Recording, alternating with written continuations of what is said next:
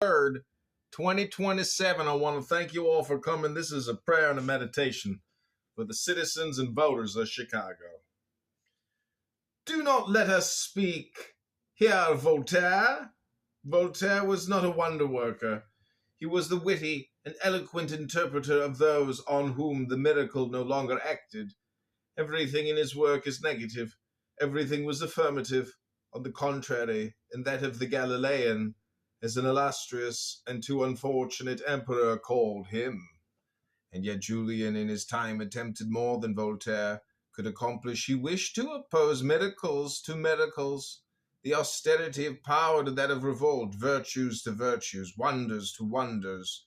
The Christians never had a more dangerous enemy, and they recognized the fact, for Julian was assassinated, and the golden legend still bears witness that a holy martyr, awakened in his tomb by the clamor of the church, resumed his arms and struck the apostate in the darkness, in the midst of his army and of his victories. Sorry martyrs, who rise from the dead to become hangmen, too credulous emperor, who believed in his gods and in the virtues of the past. When the kings of France were hedged around with the adoration of the people, when they were regarded as the Lord's anointed, and the eldest sons of the church, they cured scrofula. A man who is the fashion can always do miracles when he wishes. Cagliostro may have been only a charlatan, but as soon as opinion had made of him the divine Cagliostro, he was expected to work miracles, and they happened.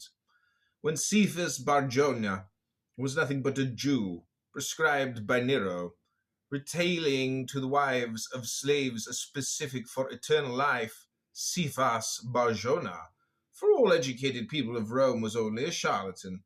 Public opinion made an apostle of the spiritualistic empiric, and the successors of Peter, were they Alexander VI or even John the 22nd, are infallible. For every man who is properly brought up, who does not wish to put himself uselessly outside the pale of society, so goes the world. Charlatanism, when it is successful, is then, in magic, as in everything else, a great instrument of power. To fascinate the mob cleverly, is not that already to dominate it? The poor devils of sorcerers who in the Middle Ages stupidly got themselves burnt alive had not, it is easy to see, a great empire on others. Joan of Arc was a magician at the head of her armies, and at Rouen the poor girl was not even a witch. She only knew how to pray and how to fight, and the prestige which surrounds her ceased as soon as she was in chains. Does history tell us that the King of France demanded her release? Be sure to vote